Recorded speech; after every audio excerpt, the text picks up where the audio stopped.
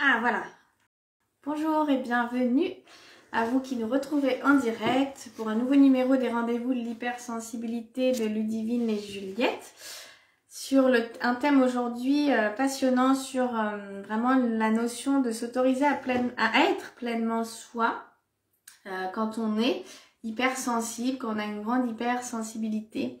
Alors, je vous demande quelques instants, je vais inviter Ludivine donc, pour ce rendez-vous. Voilà, vous pouvez vous installer pendant ce temps-là tranquillement pour vous préparer à écouter ce live.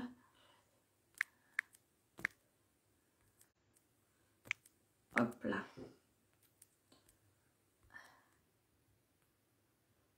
Voilà. Donc, normalement, Ludivine devrait arriver d'un moment à l'autre. Voilà. Tac.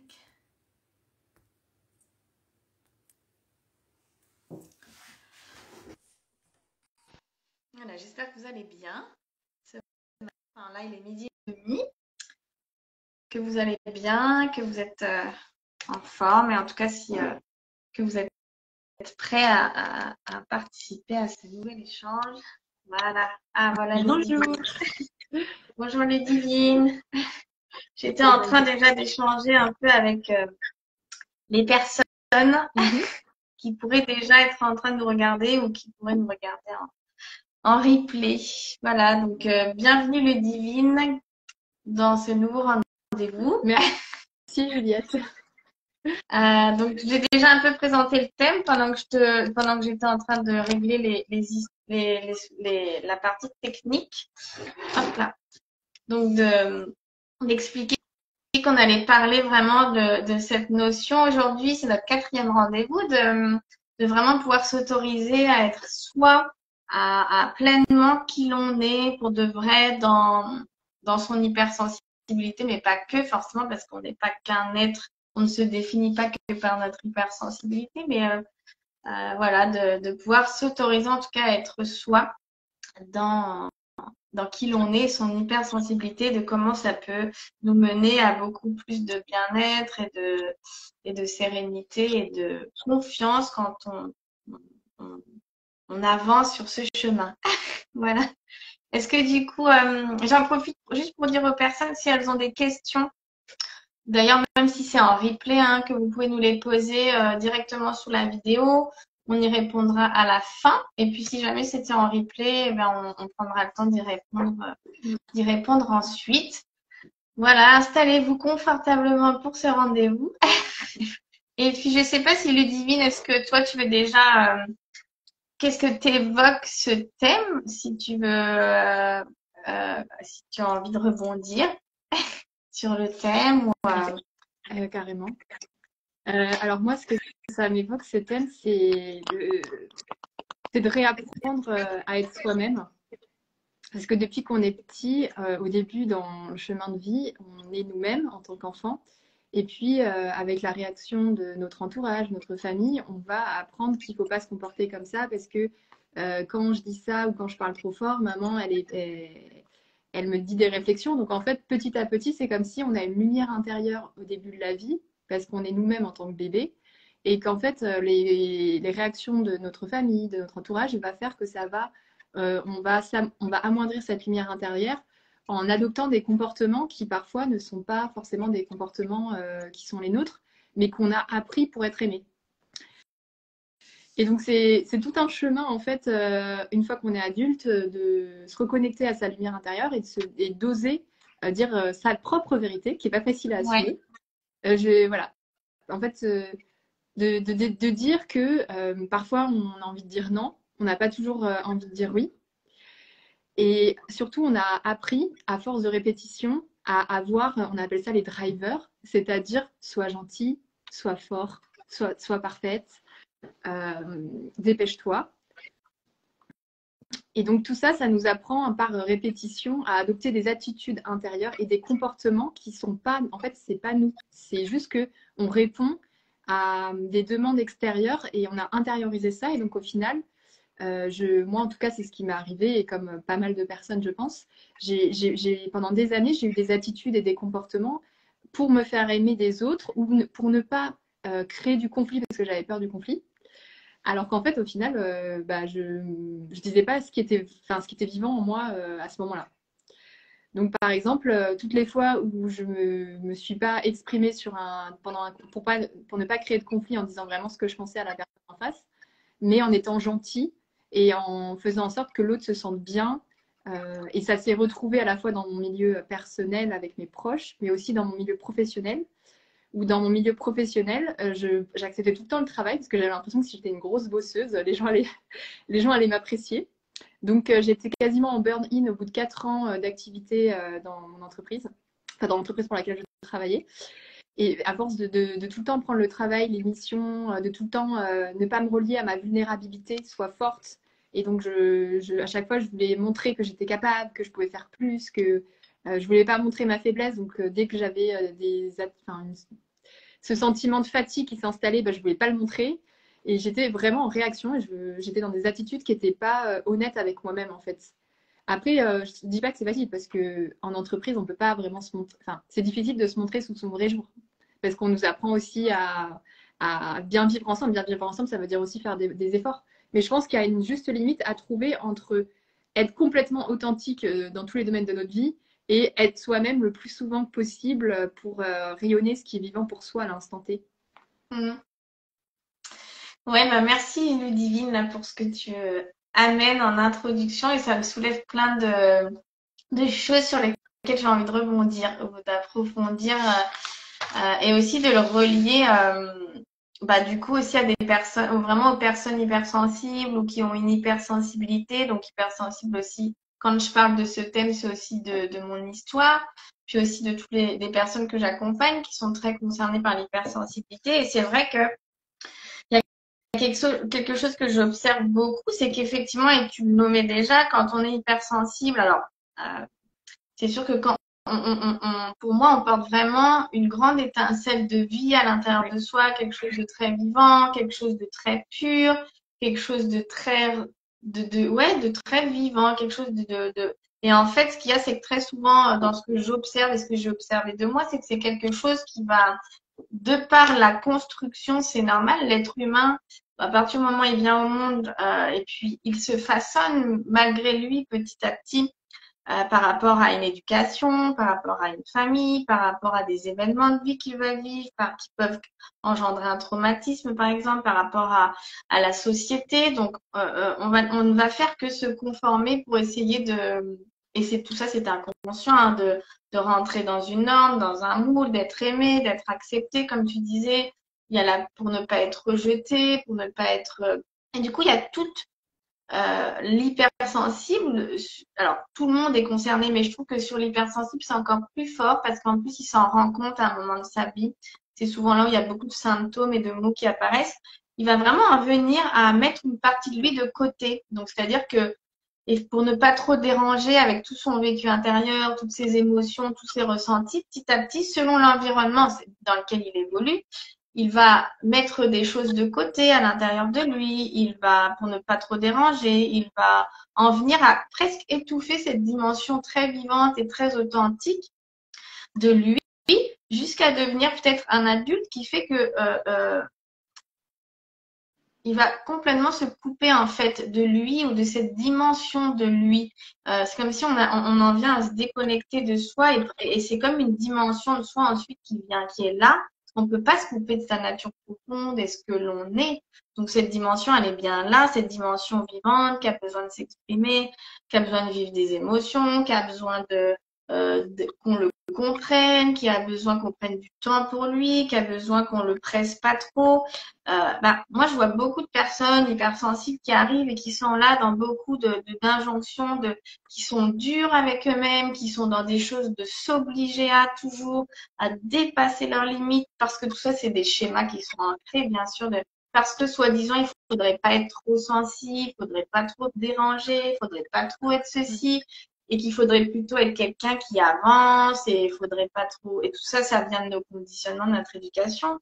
Et en fait, une des premières choses, moi, que je dis à ces personnes, c'est, mais en fait, voilà, c'est beaucoup beaucoup de souffrance et de soi-même que de s'obliger à finalement ne pas être ce que l'on est. C'est comme si on étouffe sous un couvert quelque chose de soi qui appartient à notre personnalité, à notre nature profonde, et on en vient à devenir quelque chose d'autre, presque à se rejeter dans ça, alors qu'en fait, euh, c'est une dimension de soi qui a un besoin d'expression immense, d'être connue, et surtout euh, qui demande comment je dirais, à venir vraiment transformer cette relation à soi, de venir se dire, ok, bah moi je suis comme ça et c'est normal et c'est pas quelque chose de mal et j'ai le droit d'être dans cette sensibilité, j'ai le droit qu'on m'accueille aussi dans cette sensibilité, qu'on prenne.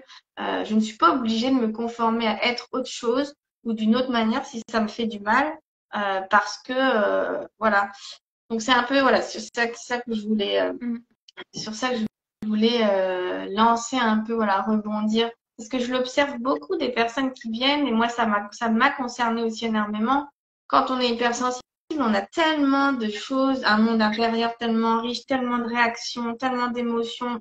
Les choses nous touchent tellement fort que c'est souvent très incompris par les parents, à l'école, enfin tout ça. Et du coup, moi j'ai vraiment l'image, c'est comme si petit à petit on va venir à éteindre sa propre lumière intérieure, son propre trésor petit à petit. Et puis en plus, bon bah il y a les blessures de vie qui viennent s'ajouter à tout ça, mais il y a comme quelque chose à l'origine qui vient s'éteindre petit à petit. Et du coup, pour moi, c'est aussi ça qui explique à un moment donné, on devient un adulte qui peut-être a beaucoup de maux, de somatisation, d'anxiété, parce qu'en fait, on est complètement à côté de qui l'on est et on ne fait que s'obliger à être dans une vie qui n'est pas du tout celle qui serait appropriée pour soi. Et en plus, on vient à se flageller soi-même en se disant, bah quand même, tu pourrais quand même, j'en sais rien moi, te forcer un peu et puis là y aller et puis machin. Ben, en fait, non, ce serait plutôt de dire, ben, non, en fait, essaye d'accueillir ce que tu es, de revenir à ton essence pure, de ce qui te définit. Bon, c'est pas simple à dire simplement, mais voilà dans ce que je voulais partager là pour commencer. Ouais. Même si ça t'évoque des choses. Oui, alors ça m'évoque des choses et notamment mon histoire personnelle. Parce que bon, bah, aujourd'hui, je suis thérapeute, mais j'ai pas toujours été thérapeute. Par le passé, j'ai fait une école de commerce. Et en fait, je suis une personne introvertie. Et je me suis retrouvée vraiment parachutée dans un monde, un univers qui n'était pas du tout. Au niveau de ma personnalité, voilà, ça collait pas trop. Mais bon, j'ai quand même fait toutes mes études, puis j'ai travaillé en entreprise pendant 4 ans, en industrie pharmaceutique. Et en fait, j'avais l'impression que je m'obligeais à correspondre à quelque chose dans laquelle je sentais que c'était pas fait pour moi, ou je sentais que j'avais pas ma place. Et c'est comme si tous les jours, comme j'avais des il faut, je dois dans la tête qui étaient inculqués par mon éducation, l'environnement, par les médias, par la société, j'avais l'impression que je devais absolument être une personne qui travaille en marketing, qui travaille de telle façon, qui s'habille de telle façon, qui a tel type d'amis, qui achète un appartement à tel âge. En fait, j'avais tout un plan dans ma tête en me disant, bah, c'est comme ça qu'en fait, je vais réussir ma vie. Et à aucun moment, je ne profitais de ça parce que j'avais cette petite voix intérieure qui me disait, non, mais Ludivine, là, tu respectes pas tes valeurs. Parce que pour moi, l'intégrité, c'est une valeur très forte. Et dans mon milieu de travail, c'était beaucoup de compétition, il y avait beaucoup de conflits, il y avait beaucoup de problématiques avec les salariés. Et du coup, je sentais que ce milieu de travail me correspondait pas. Et donc, j'étais tout le temps en train d'étouffer ma voix intérieure pour me dire, non, mais Ludivine, tu vas pas cracher dans la soupe quand même. Là, tu travailles dans une grande entreprise, tu es super bien rémunérée, tu as un appartement dans Paris en location. Donc, en fait, je me conformais à devenir quelqu'un d'autre parce que j'avais l'impression que c'est cette autre personne que j'avais peut-être imaginé qu'elle serait heureuse. Par exemple, si en ce moment, je suis en train de regarder une série qui s'appelle Emily in Paris, je ne sais pas si vous connaissez. Et donc, en fait, c'est une personne qui travaille dans l'animation des réseaux sociaux pour une boîte, pour une entreprise à Paris. Donc, c'est une américaine. Et du coup, à chaque fois, elle a des tenues, elle a des tenues différentes à chaque jour de travail. Elle va à plein d'événements sociaux. Elle est reconnue dans son travail petit à petit. Et en fait, j'avais l'impression, moi, de devoir vraiment jouer un personnage. En fait, comme si je portais des masques en entreprise. Et pas que en entreprise, c'est-à-dire même à l'extérieur de l'entreprise, j'avais l'impression que j'avais telle ou telle, qu'il fallait que je corresponde à telle idée que je me faisais de ce qu'il fallait être en fait. Et à aucun moment, tout venait de l'extérieur, à aucun moment ça venait de l'intérieur. C'est-à-dire à aucun moment, je me disais non, mais ma voix intérieure, celle que je ressens profondément dans mon être, c'est la bonne. Et j'ai dû attendre d'avoir un burn-in en entreprise pour me dire, ça y est, Ludivine, tu comprends que là, c'est pas fait pour toi. Donc maintenant, tu vas écouter ta petite voix intérieure qui te dit quelles sont les bonnes choses pour toi, en fait. Et c'est vraiment de se dire de ne pas se comparer à l'extérieur en se disant ça, c'est le chemin qu'il faudrait que j'ai. Mais plutôt, c'est tout le temps. Moi, c'est vraiment, si j'ai un conseil à vous donner, c'est vraiment de revenir à l'intérieur de soi parce que les réponses, elles sont en soi, elles ne sont pas à l'extérieur. Ben voilà, ouais. Du coup, ça me fait un parallèle avec quand moi, j'ai aussi été en entreprise pendant presque 8 ans, jusqu'en 2014.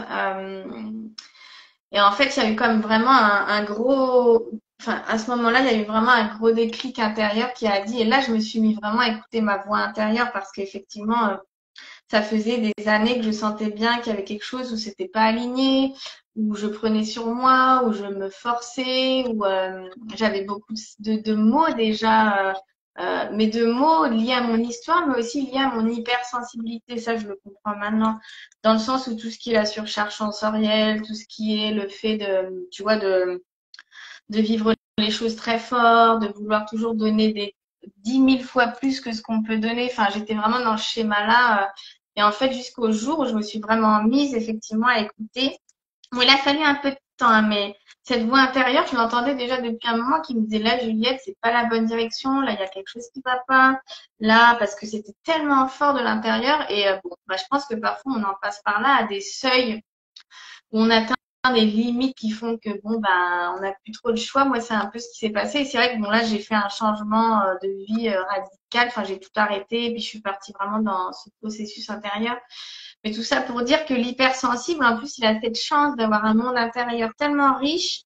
Enfin, c'est-à-dire qu'on a ce guide à l'intérieur de soi, moi je l'appelle un peu comme ça, qui est tellement fort que si on se vraiment on s'efforce de l'écouter et d'y croire et de l'entendre, on a vraiment quelque chose qui nous donne une direction qui est vraiment la bonne pour nous. Alors parfois, il faut des années avant de l'entendre, mais qu'effectivement, plus les personnes qui nous écoutent aussi, moi je leur donne le même conseil, plus elles peuvent écouter cette voix intérieure, ne pas la mettre de côté, arrêter de la juger ou arrêter de lutter avec ou arrêter de faire semblant ou autre, de se dire je suis pas normale, c'est pas normal, comment ça se fait que j'arrive pas à être comme les autres, enfin je veux dire comme les autres, à pas, je fais un parallèle avec moi dans le sens j'allais dire à vivre simplement, tranquille, parce que c'est vrai que moi j'ai toujours eu beaucoup de somatisation, qui s'exprimaient de plein de manières, de tensions, tout mon corps pouvait, même à mon travail, très rapidement se tendre énormément. Enfin, ça devenait.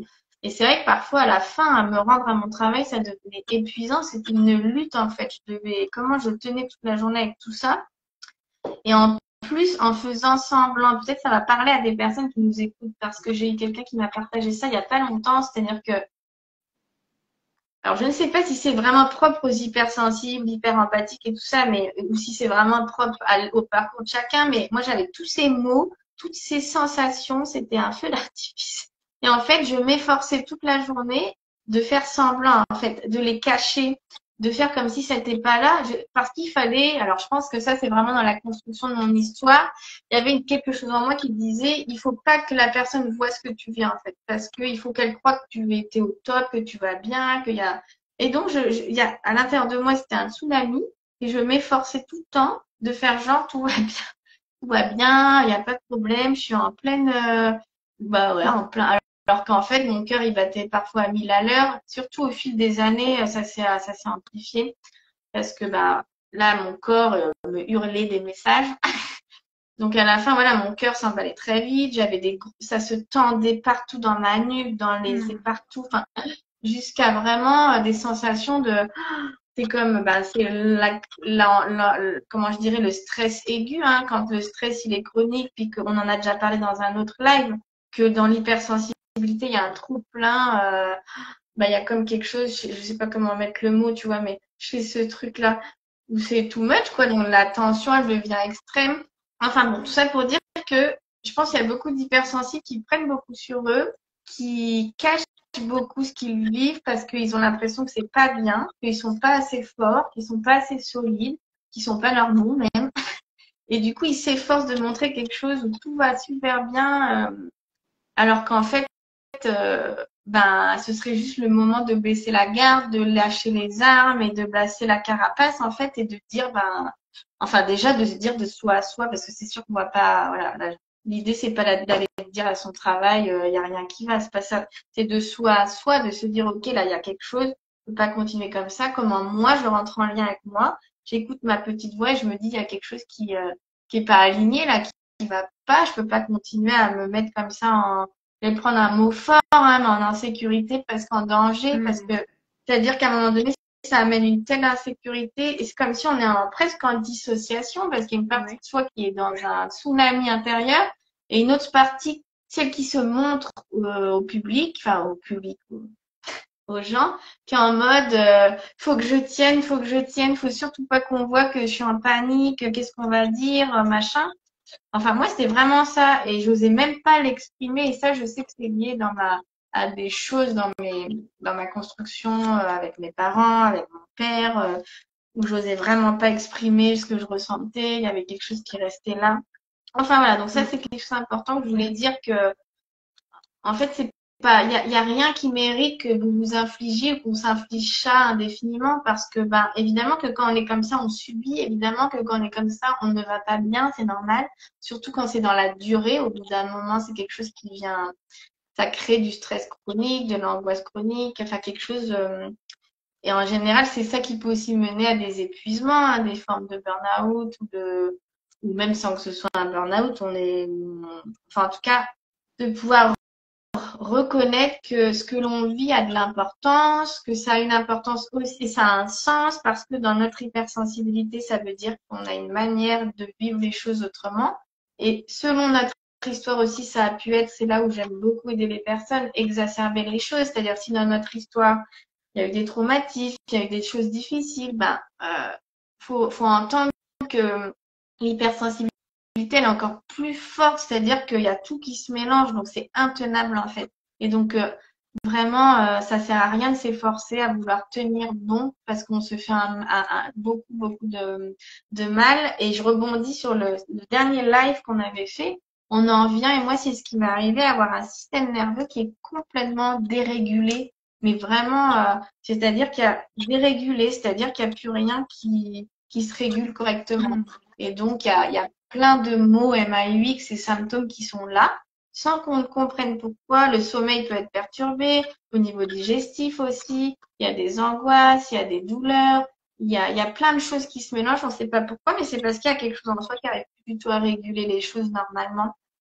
Donc là, ça veut dire qu'il y a vraiment besoin de s'occuper de soi. Et ouais, de s'occuper de soi et de lâcher cette injonction de tu dois tenir et tu dois continuer à être forte. Et je pense qu'il y a beaucoup d'hypersensibles. Je rajoute hyper empathique aussi parce que des fois ça fait qu'ils sont concernés par ça. Voilà. Donc si je sais pas si ça te parle. Je rajouterai après ce que je voulais dire, mais je voulais déjà parler de ça. Ouais. Non, mais ça, oui, ça me parle complètement. Alors moi, à l'époque, quand je travaillais en entreprise, j'avais trouvé un stratagème justement pour essayer dès que j'avais des émotions fortes, que ça se voit pas trop. Donc déjà, je me maquillais énormément pour masquer mes émotions. Parce que pour moi, mais vraiment, je portais des masques pour me protéger physiquement, mais aussi les masques des 5 blessures de l'âme de Lise Bourbeau. Je ne sais pas si vous les connaissez, mais du coup, j'avais le masque de la contrôlante qui essayait de tout le temps contrôler ce que les autres pensaient d'elle, qui se disait mais non, mais moi je suis forte, tout va bien en entreprise. Et ça, du coup, ça fait écho à moi, comment j'ai vécu cette expérience-là. Et en fait, moi, j'avais l'impression de tenir comme ça et que ça ne se voit pas. Mais en fait, les personnes se rendaient bien compte qu'intérieurement, j'étais anxieuse ou qu'il y avait quand même quelque chose parce que il y a au niveau des systèmes nerveux dans une pièce, les personnes en face, il y a une co-régulation. Donc, quand il y a une personne stressée, l'autre peut le ressentir. Et moi, j'étais à toujours tenir en me disant, mais non, ça va pas se voir, il faut pas que je craque, il faut que je sois tout le temps. Oui, alors que tout le monde voyait. Alors que tout le monde devait se rendre compte que j'étais stressée, quoi. Mais voilà, donc en tout cas, j'ai eu cette expérience-là en entreprise. Et Et j'avais peur d'être moi-même parce qu'en fait, j'avais l'impression que comme j'avais des traumas à l'époque que j'avais pas réglés, j'avais l'impression que si j'étais moi-même, j'allais pas savoir gérer. C'est-à-dire que être moi-même, c'est prendre le risque d'être, comme tu disais, jugé et critiqué. Et donc, in fine, avec la peur d'être rejetée, et donc je ne supportais pas je me disais, bah, il vaut mieux que je sois gentille avec tout le monde, que je dise oui à tous les projets qu'on me propose, que je montre que je suis forte. Et donc, et en plus que je travaille rapidement sur les projets pour qu'on montre que je suis efficace et que j'apporte de la valeur à l'entreprise. Et donc, en fait, au fil des mois, tous mes besoins, je les mettais en sourdine. Et donc, forcément, au bout d'un moment, c'est pas tenable sur la durée. Parce que quand on s'écrase tellement pour plaire aux autres, et que en tant qu'hypersensible, on a des émotions, comme tu disais, c'est comme si en fait on met un couvercle sur les émotions et qu'en fait les émotions, elles sont comme des tsunamis. Elles sont énormes en soi, mais on fait semblant que tout va bien et ben c'est pas tenable sur la durée. Donc moi j'ai quasiment fait un burn-out. En fait j'étais en burn-in au bout de 3-4 ans d'entreprise. Et voilà, j'étais pas intérieurement, ça allait pas du tout. Et donc après, j'ai pris la décision de me reconvertir pour aller dans mon monde intérieur et m'autoriser à être moi, qui est vraiment le chemin de toute une vie. Parce que C'est écouter ça. ce qui est vivant en soi et de le dire à l'autre, moi j'utilise la communication non violente aujourd'hui pour être au plus authentique mon rapport et mes relations aux autres. Et ça me permet vraiment de me connecter à mes besoins et mes sentiments et de pouvoir les exprimer plus facilement et de les repérer chez les autres. J'ai juste un petit message pour me dire que j'ai plus beaucoup de batterie si besoin. Ah. Mais voilà, en tout cas, j'avais tout ce truc où j'étais pas bien à l'intérieur et je voulais absolument pas le montrer. Et c'était vraiment une période de ma vie en entreprise très très difficile. Donc moi, je souhaite à toutes les personnes qui vivent ça, en tout cas, de pouvoir reconnaître. En fait, à partir du moment où on se reconnaît soi-même dans sa sensibilité, dans ses émotions, dans le fait on joue un rôle, on porte un masque, on n'est pas nous-mêmes, ça permet après de poser des actions pour aller dans l'amour de soi, donc pour pouvoir se reconnaître et plus chercher la reconnaissance à travers l'autorité, les boss, les collègues qui vont nous apporter de l'estime de nous, de la valeur en nous disant qu'on fait du bon travail. Mais la première étape, je pense vraiment pour être dans ce chemin d'oser être soi, c'est vraiment reconnaître ce qui se passe à l'intérieur de nous et reconnaître en fait, qui l'on est, c'est suffisant. On n'a pas besoin de tout le temps faire. On n'a pas besoin d'être tout le temps à être au service de l'autre. On n'a pas besoin de se forcer en fait à être quelqu'un d'autre en permanence. Ouais, on n'a pas besoin de se forcer à être quelqu'un d'autre en permanence pour être aimé ou pour être accepté parce qu'au final, la chose essentielle qui change la vie, c'est quand on commence à s'aimer soi-même. Et or, quand on est dans un schéma à vouloir désespérément, et ça, je sais aussi de quoi je parle, c'est du vécu et c'est inconscient, mais à ce que l'autre nous accueille, nous aime. Mais en fait, on oublie juste que, bah, la personne qui devrait être la première à nous aimer, c'est soi, bah, c'est pas vraiment le cas, en fait. Donc, c'est vraiment, effectivement, ce chemin de revenir à l'intérieur de soi et de reconnaissance. Déjà, la première étape, c'est vraiment de reconnaître effectivement sa nature, son hypersensibilité. Qu'est-ce qui a pu amener aussi cette hypersensibilité? Bah, ça, c'est dans un deuxième temps, mais c'est jamais un hasard non plus, hein. Même si c'est un trait de personnalité, la manière dont on la vit n'est pas un hasard, c'est lié à beaucoup de choses. Mais déjà, reconnaître ça, reconnaître que je suis hypersensible, j'ai des émotions, que les émotions, c'est normal, que c'est pas quelque chose que je dois avoir. Oui, que c'est normal, en fait. Ça fait pas de soi quelqu'un de bizarre ou, non, c'est juste un mouvement naturel de vie qui a besoin de se vivre. Donc, reconnaître ça, c'est fondamental. Et puis, j'allais dire aussi accepter, moi, à un moment donné il y a quelques années maintenant, c'est accepter aussi qu'on ne va pas bien et arrêter de se forcer à tout prix. Et moi, j'avais un peu ce truc-là, comme si ça allait de moins en moins bien, mais il aurait fallu à tout prix que ça aille bien, je sais pas comment dire. Et en fait, enfin, c'est pas exactement ça, mais et à un moment donné, j'ai vraiment fait l'éloge. Il y a quelques années, j'avais déjà aussi un groupe Facebook où je partageais des choses, de dire, bah, on a le droit, en fait, d'aller mal. On n'est pas juste obligé d'aller tout le temps bien, d'être dans un truc, on a le droit d'aller mal, mais parfois d'aller même pas bien du tout. Et c'est OK. Et c'est en acceptant d'aller pas bien, de le reconnaître, de reconnaître qu'il y a quelque chose en soi qui a besoin bah, peut-être de se retrouver, de se reposer, de se relâcher. Bah, c'est OK. On n'est pas juste obligé d'être toujours dans un truc de performance hein, ou d'exigence, de parfaitement bien, on a le droit de pas aller bien et ça fait pas de soi quelqu'un qui est pas normal. Parce que les gens, je pense, dans la société, il y a beaucoup de jugements sur quand on a plein de l'anxiété, des maux du corps, beaucoup d'émotions. Bah, il y a beaucoup de jugements sur ça, comme si c'est pas bien. J'ai pas d'autres mots. Bah, en fait, il n'y a pas de bien ou de pas bien. C'est juste que chaque être humain est comme il est dans ce qu'il vit, dans comment il le vit. Il y a des raisons à tout ça et qu'on a le droit d'être bien et des fois d'être pas bien. Et d'ailleurs, parfois, quand on n'est pas bien, eh ben, dans l'heure d'après, on se sentira bien. C'est aussi des états qui fluctuent beaucoup. Donc, quand on comprend que ces états-là, ils fluctuent et que plus on lutte avec, plus on va être mal, plus on les laisse se vivre, plus ça va circuler normalement en fait. Donc reconnaître qu'il y a des moments ça va pas bien, qu'on a besoin d'être aidé ou qu'on a besoin de prendre soin de soi, ben, c'est un cadeau inestimable à s'offrir à soi au lieu de s'obliger, comme ce qu'on disait, à être ce qu'on n'est pas, à tenir bon, à s'obliger à. Et j'aimerais aussi rappeler que pour moi l'hypersensible, encore une fois, ça vaut pour tout le monde, mais bon, j'aime beaucoup m'adresser à des hypersensibles ou qui sont concernés par l'hypersensibilité.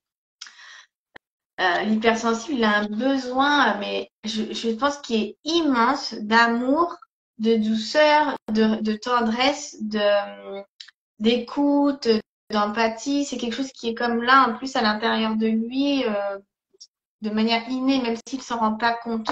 Et du coup, l'hypersensible, en fait, il appelle à ça, à cet amour intérieur inconditionnel.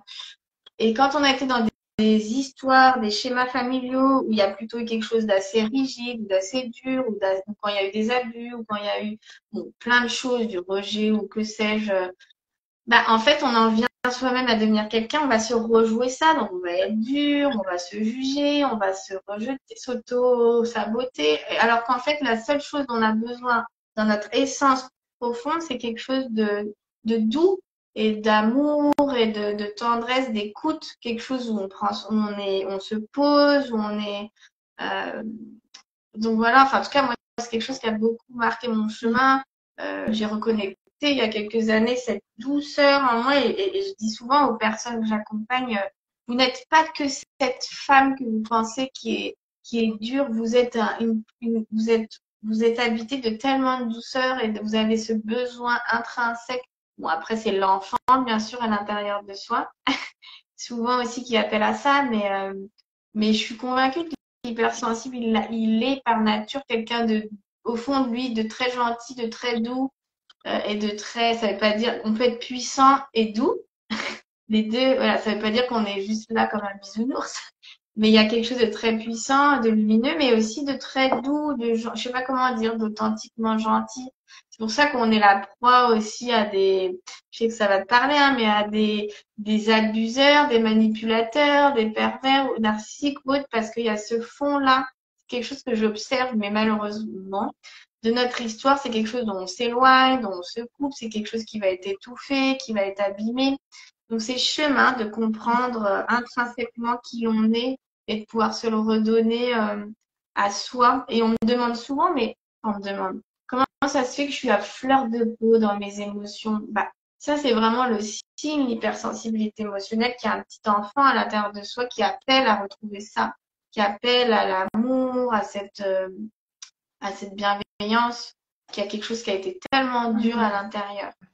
Euh, voilà, en gros. Donc, on partage, je me rends compte qu'on partage beaucoup de thématiques et de sujets, mais c'est important. Ouais. Et moi, ça me fait penser, quand je t'entends parler, bah, à la notion de... euh, comme si, en fait, à force d'avoir entendu beaucoup de critiques dans l'enfance, pour certains, si ça vous parle, bah, on va intérioriser ces critiques et on va devenir... c'est comme si on va avoir un gendarme à l'intérieur de nous qui va ensuite nous dire, fais pas ci, fais pas ça, il faut que tu fasses ci, tu devrais faire ça. Et donc, c'est de changer un peu cette posture de gendarme, flic intérieur en bon parent. C'est-à-dire un parent qui est dans la bienveillance, dans la protection, dans la transmission. Et il y a vraiment ce changement-là à mettre en place, de changer en fait cette partie en nous qui reproduit ce qui s'est passé dans l'enfance, qui a intériorisé bah, les croyances, qui a intériorisé les discours, les pensées qui ont été transmises, et de changer ça pour justement se donner des messages différents. Et le jour où c'est possible qu'on expérimente en fait d'autres messages, au lieu de s'auto-flageller dès qu'on fait des erreurs, qu'on n'est pas parfaite ou parfait, ben, de se donner le droit à l'erreur, de s'envoyer des mots doux pour se dire non, mais là, tu as essayé de faire du mieux que tu pouvais, et ben, il y a quand même quelque chose qui change parce que parce qu'en fait, on porte un autre regard sur nous-mêmes et on se donne en fait de cette façon-là de l'amour. Et alors qu'on n'en a pas forcément reçu par le passé. Donc pour moi, c'est important de mettre ce point-là en avant, c'est que dans le travail thérapeutique, il y a toute cette transformation en fait des messages qu'on s'envoie, qu'on se donne. Et la plupart des messages pour s'autoflageller, ils sont inconscients aussi. Ben ouais. Donc on en a conscience un petit peu, mais c'est 10% de conscience, 90% d'inconscience. Donc il y a vraiment un travail de fond pour changer les schémas, les croyances, les drivers qu'on a en nous pour devenir en fait ce bon parent, cette bonne mère, ce bon père pour nous-mêmes et de s'ouvrir les bras et de s'accompagner vers une vie plus authentique où on travaille avec ce qui est vivant en nous et je pense une des autres clés que je voulais partager, c'est de s'autoriser à sortir du mental parce que quelque part le mental ça cristallise les émotions et le mental ça empêche l'accès à ce qui est vivant et ce qui est authentique et nous, on voit très bien avec notre activité à notre compte, mais le mental, en fait, ça nous empêche d'accéder à une vérité intérieure qui nous permet de nous relier à ce qui se passe en ce moment et de nous connecter à nos désirs sur ce vers quoi on a envie d'aller. Et donc, plus on reste dans un mental fort, avec un ego, des croyances qui ont été construites depuis l'enfance, qui sont très limitées de nos capacités à être dans ça ou dans ça, et ben moins on va être aussi connecté au vivant et à l'intuition, à ce qui vibre, à notre lumière intérieure. En fait, c'est cette reconnexion-là, c'est aussi trouver des moyens de sortir du mental. Donc après, il y en a plein. On peut faire du sport, on peut faire des marches dans la nature, on peut écouter de la musique. Voilà, il y a plein de moyens de sortir du mental. Mais de s'octroyer des moments comme ça où on arrive à mettre en off le cerveau et justement, comme on parlait de dissociation tout à l'heure, qu'on était coupé de nos émotions en entreprise, c'est de pouvoir aussi de remettre de la vie, de refaire circuler la vie dans notre corps et d'aller chercher ce qui est vivant en soi. Parce qu'une fois qu'on a trouvé ce qui est vivant en soi, ça nous permet de savoir nos désirs, donc ce vers quoi on a envie d'aller, et de pouvoir justement mettre l'énergie des désirs dans notre vie au quotidien pour créer la vie qu'on a envie. Tout à fait. Ouais, c'est vraiment sortir du mental pour se reconnecter à son intériorité, ouais. Et c'est vrai que c'est pas toujours simple à expliquer avec des mots, mais à son intériorité, à ce qui se passe à l'intérieur de soi, dans son corps, dans son cœur, dans ses... Et encore une fois, l'hypersensible, il a cette capacité, alors peut-être d'être beaucoup dans sa tête selon comment il s'est protégé, mais il a tellement cette capacité de se relier, et notamment à travers son corps, à une autre dimension à l'intérieur. On a un monde intérieur tellement dense et tellement vivant. Et quand on va reconnecter ça en tant qu'hypersensible, c'est vraiment une voie extraordinaire de réparation intérieure, de reconnexion à soi, de transformation de vie, vraiment de transformation de vie. Donc ça, c'était la première chose que je voulais dire. Et bien évidemment, tu ramenais les parents, ça c'est sûr que dans le processus après de thérapeutique, hein, comment on apprend à redevenir ce bon parent pour soi, parce que ces fameuses croyances dont aussi Ludivine parlait, tous ces petites voix qu'on entend qui nous disent qu'il faudrait que ça soit comme ci ou comme ça, ou pas comme ci, ou qu'on n'est pas assez. Ça, c'est des choses qu'on a intégrées parce que c'est des conclusions qu'on a tirées face à des situations de vie, des choses qu'on nous a répétées, qu'on a entendues. Et donc, prendre conscience que ça n'est pas notre réalité. En fait, c'est une réalité qui appartient à quelque chose du passé, qui s'est construit, mais qui n'est pas votre réalité intérieure à vous, dans votre fort intérieur, dans votre nature profonde. Je disais, il y a beaucoup de douceur et d'amour à aller retrouver et comprendre que vous pouvez recréer, redevenir ce bon parent, ce bon soutien pour vous-même. Et que ces voies-là, alors c'est vrai qu'au début, c'est peut-être pas simple à le comprendre ou à l'entendre, c'est normal, mais ces voies-là ne sont que la résultante de quelque chose et d'un schéma inconscient qui ne vous définit pas dans qui vous êtes, dans ce que vous êtes. Alors c'est sûr que c'est tout un chemin que de se mettre à l'écoute de ça que de donner naissance à d'autres choses à l'intérieur de soi. Mais c'est sûr que ça change l'existence, ça change la vie, d'avancer dans la vie avec des dimensions de soi qui nous soutiennent, qui nous encouragent, qui nous valident, plutôt que des dimensions qui ne font que nous casser, nous interdire, nous juger. Ben, voilà, je vous laisse imaginer la différence de vie que ça peut amener après dans la vie. Moi, dans mon chemin, en tout cas, je le rappelle toujours, mais j'ai un peu fait le chemin en mode corps, émotion, enfin corps, émotion ensemble. Et après, au niveau de la psyché, ça m'a reconnecté déjà cette dimension intérieure du corps, des émotions, venir retrouver un socle solide à l'intérieur déjà, cette sécurité de base, pour après pouvoir aller plus loin au niveau de la transformation et de la reprogrammation euh, au niveau plus du mental, parce que c'est vrai que la puissance de ce que notre mental peut créer, de ce qu'il peut avoir intégré, c'est hyper fort en fait. C'est comme quelque chose qui peut devenir une vraie identité. Donc on peut être complètement construit dans une identité à l'opposé de ce qu'on est. Donc c'est sûr que comme le mental en plus il nous coupe des accès beaucoup, moi je recommande vraiment toujours de repasser par des choses du corps, toujours corps, émotion, dans les thérapies, dans les activités que vous faites, vous parlez de la nature, ce qui va vous permettre de débrancher le haut, vous connecter à autre chose. Et je pense que je voulais dire autre chose que j'avais noté. Ding, ding, il faudrait que je le retrouve, je ne sais plus. Je suis en train de regarder parce que j'ai pris des notes en ce moment et ah oui, c'est vrai que je voulais juste faire un parallèle un peu sur le traumatisme parce que pour quelle heure il est? Ouais, encore quelques minutes. Quand on parle de cette notion d'être soi, bah, c'est un peu tout ce qu'on a déjà évoqué avec Ludivine. Mais c'est sûr que aussi, qu'est-ce qui fait qu'on n'est pas vraiment soi et qu'on est. C'est aussi comment je dirais, quand on n'est pas vraiment soi, c'est aussi quand on est comme maintenu dans un schéma de survie intérieure, d'insécurité. Euh, et ça, je trouve que quand il y a eu des traumatismes, en fait, dans l'enfance, la petite enfance ou même plus tard, c'est comme quelque chose qui vient s'imprégner à l'intérieur de nous et qui vient complètement nous couper de nous couper de la vie à l'intérieur de nous et qui fait on est pris dans un mode de survie, d'hypervigilance, d'insécurité. Et bien évidemment que dans cet état-là, c'est extrêmement compliqué d'être soi-même, de se relier à soi, à sa vérité, parce que c'est pas vraiment ça qui est le problème.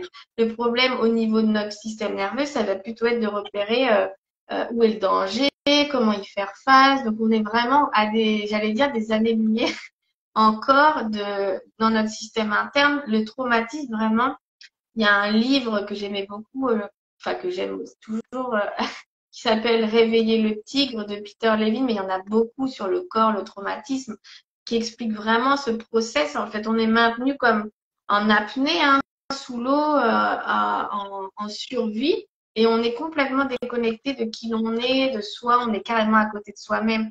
Et guérir le traumatisme, c'est vraiment retrouver ce chemin vers soi et vers la vie à l'intérieur de soi. Et c'est pour ça qu'on parle beaucoup du corps quand on parle des thérapies autour du traumatisme, parce que il y a vraiment quelque chose qui est figé, qui n'est pas en vie à l'intérieur. Ça paraît bizarre à dire, mais comment je ramène la vie dans ça? Et c'est sûr que bah, plus je vais pouvoir me revenir à l'intérieur de moi, ramener du mouvement, ramener de l'ouverture, ramener de la sécurité, et ben petit à petit, ça c'est graduel, c'est sûr. Je ne vais pas dire aux personnes que ça prend 5 minutes, c'est un chemin, il faut en avoir envie, il faut avoir cette conscience-là et s'engager dans le chemin. Mais c'est vraiment passer de la survie à la vie, c'est une renaissance. Voilà, c'est ça que je voulais dire. C'est vraiment renaître à renaître à soi-même. Parce que sinon, on est toujours maintenu derrière un voile qui fait qu'on n'est jamais vraiment dans la vie, en lien avec la vie, avec soi, et on est constamment dans ouais, je sais pas, derrière quelque chose qui fait qu'on est déconnecté. Et je pense que beaucoup d'hypersensibles sont aussi concernés par le traumatisme. Il faut comprendre que le traumatisme, c'est pas un tsunami hein, ou un tremblement de terre forcément. C'est plein de choses qui ont pu nous impacter de manière traumatique dès la petite enfance et qui ont pu ancrer en soi ce mode de survie. Donc, je voulais rajouter ça, moi, parce que c'est que voilà, derrière l'hypersensibilité, pour moi, il y a souvent des traumas et c'est ces traumas-là qui maintiennent dans un mode de survie à côté de soi, à côté de la vie, qui fait qu'on n'arrive jamais vraiment à être là pleinement et à profiter parce que il y a notre système nerveux est sans arrêt en quête de savoir, OK, comment je te protège? Attention, il y a un immense danger. Et du coup, on peut pas du tout être soi-même quand on est. Donc, en fait, moi, de mon histoire, il y a 10 ans, enfin, ça date d'hier. Ce chemin que j'ai commencé, en fait, j'aurais dû commencer par la première chose de ce live, par ça. Le chemin que j'ai engagé il y a des années pour comprendre ce que je vivais, guérir de. C'était même pas guérir, c'était comprendre, me libérer, arrêter d'être toujours mal. Ben, en fait, m'a mené au fil des années et encore maintenant à d'autres niveaux à devenir qui je suis et à retrouver cette vie et cette lumière intérieure. Mais en fait, il y a 10 ans en arrière, quand j'ai commencé en chemin, j'étais pas en train de me dire j'aimerais bien être moi-même.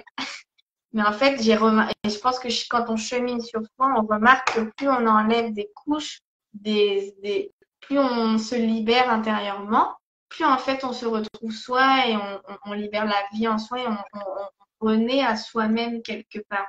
Donc pour ceux qui nous écoutent, voilà, c'est sûr qu'on ne devient pas soi par un coup de baguette magique, mais c'est vraiment ce processus graduel. Plus ça va, plus on d'exploration de soi, de réparation, de guérison, qui fait que chemin faisant, ben, on se retrouve soi-même. Et je crois qu'être soi, c'est ça. C'est certes, c'est retrouver sa vérité, mais surtout se guérir profondément de ce qui nous maintient complètement à côté de nous-mêmes. Donc voilà. Et peut-être j'aurais dû commencer par ça parce que c'est vraiment, je trouve. Enfin, moi, je sais que le chemin d'éveil et de reconnexion à moi-même, c'est fait de manière sans même que je m'y attende, parce que à la base, je voulais surtout me sentir bien. Voilà ce que je voulais dire.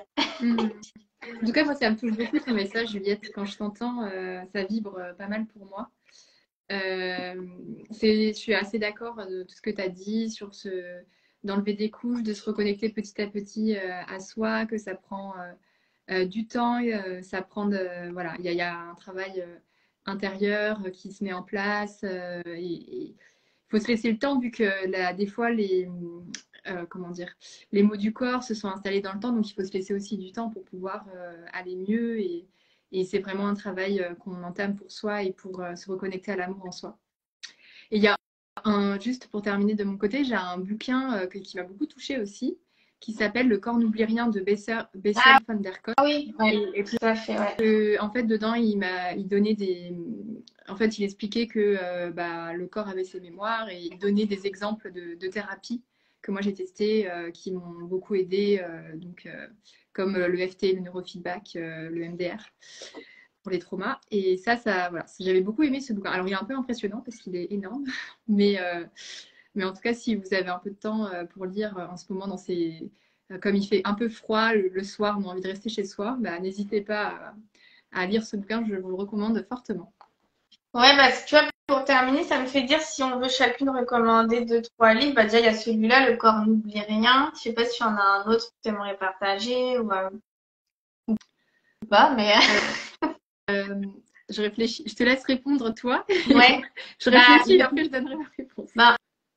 En tout cas, c'est sûr que de toute façon, tous les livres dans lesquels on va parler de trauma, du corps, des mémoires du corps, il y en a tellement maintenant, de l'inconscient aussi, le corps n'oublie rien. Et puis, alors, moi, j'ai parlé de Réveiller le tigre, guérir le traumatisme, réveiller le tigre de Peter Levine. Il est vraiment, alors là, vous comprendrez certainement beaucoup de vos états intérieurs si vous êtes pris dans une impasse avec beaucoup de maux et de somatisation et d'anxiété. Alors moi, forcément, il y a les livres de Marie-Lise Labonté qui m'ont énormément aidé. Donc déjà, le premier que j'ai lu il y a des années maintenant, Au cœur de notre corps. Au cœur de notre corps de Marie-Lise Labonté, là, il explique vraiment ce fameux processus. Elle appelle ça les cuirasses, les carapaces, de toutes ces couches qu'on accumule de la superficie jusqu'à la profondeur, jusqu'à ce qu'elle appelle le cœur du corps. Et ce livre, pour moi, il a initié le changement de ma vie au cœur de notre corps. Et elle en a écrit beaucoup d'autres, hein, le déclic, qui est très en lien avec la psychosomatique, en fait, ce qui exprime notre corps, en fait, la mémoire du corps. Il y a celui-là, et puis C'est vrai que sur l'hypersensibilité pure, bah, je pense que tout le monde le connaît, hein, le livre de, comment elle s'appelle, j'ai oublié son nom. Bah, c'est le plus connu, mieux Fabrice s'accepter, mieux se Vidal, comprendre. non? Non? C'est Fabrice Ouais, je Vidal? sais. Suis-je Non, non, pas sensible? du tout, non. Non, parce que lui, justement, je trouve qu'il rentre pas du tout dans les profondeurs de Hmm. l'hypersensibilité, hein. Non, c'est, ben, elle s'appelle, c'est Hélène Aron. Elle est hyper connue. Et c'est vrai qu'elle parle beaucoup aussi, de tout ce qui est beaucoup plus sous-jacent à l'hypersensibilité. Moi, je suis convaincue que dans l'hypersensibilité, il y a souvent un trauma derrière. C'est une exacerbation.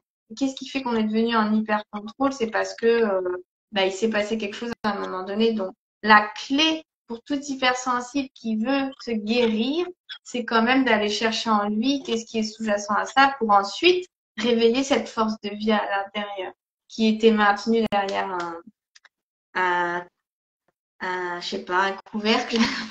Voilà, moi, c'est les Bah, trois livres.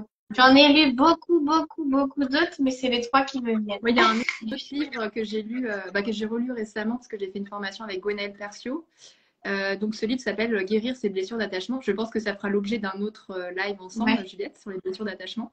Mais du coup, dedans, ça, voilà, ça parle des blessures d'attachement, comment elles sont créées avec l'enfance et comment on peut réussir à mettre des actions en place pour se sortir et créer en soi la sécurité intérieure nécessaire, surtout quand on est hypersensible et qu'on n'a pas eu on ne ressent pas cette sécurité encore à l'intérieur de soi pour pouvoir justement aller vers une vie plus solide intérieurement et aller dans le chemin d'amour vers soi-même à travers ce chemin de guérison en fait. Donc moi j'ai beaucoup apprécié ce bouquin et c'est une personne qui fait des formations aussi et voilà, je trouve qu'elle parle beaucoup, enfin elle parle très bien de tout ce qui est attachement en fait relationnel, surtout Ouais. dans comment ça se construit.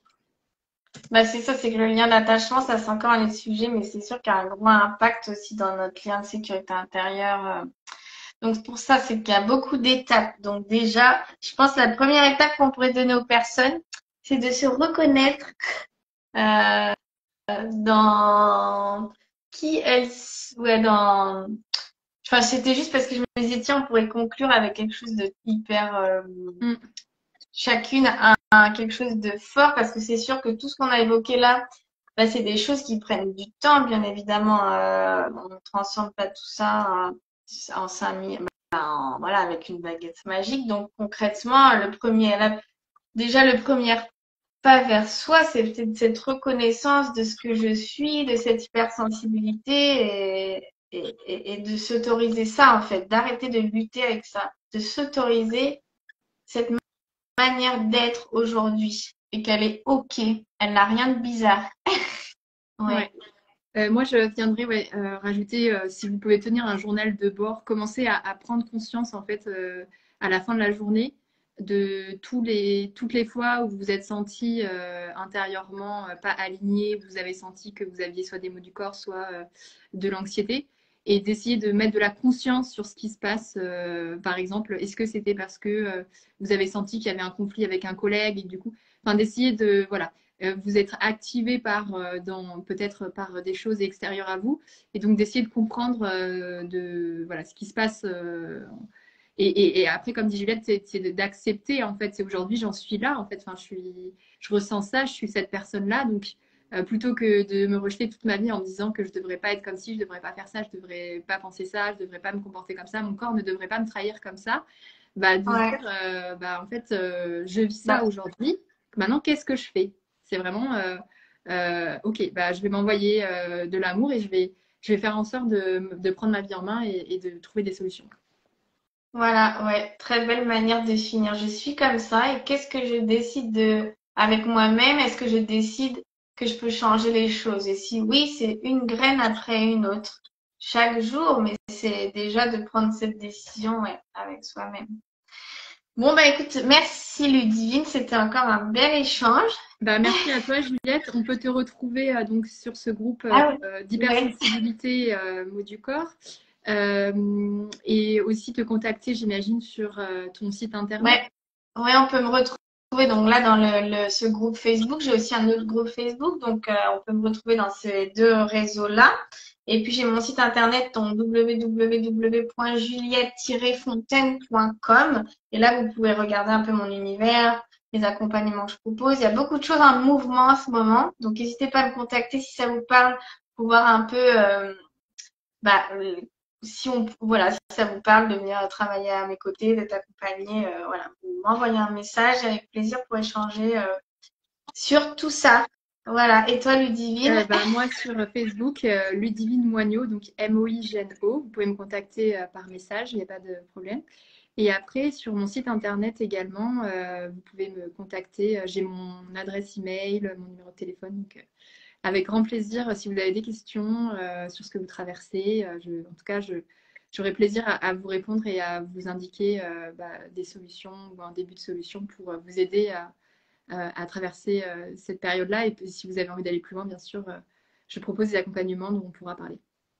Voilà, parce qu'on ne se représente plus maintenant au début, mais on est toutes les deux des accompagnantes aujourd'hui, chacune avec nos spécificités pour justement amener vers tout ce dont on a parlé, ce processus, cette libération, ce retour à son être, à son intériorité, ouais, et à plus d'amour pour soi-même. Alors, on se retrouve normalement, parce que c'est pas figé, vraiment, voilà, dans 15 jours. De toute façon, vous êtes toujours informés sur cette page. Ouais. Et puis, si vous avez des questions en replay, eh ben, vous pouvez les mettre dans les commentaires. Là, je vois pas de questions. Donc, vous pouvez les mettre dans les commentaires. Et puis, bien évidemment, on y répondra dès que possible. Voilà. Bonne journée à tout le monde, ou soirée, parce que ça dépend quand vous regardez cette vidéo.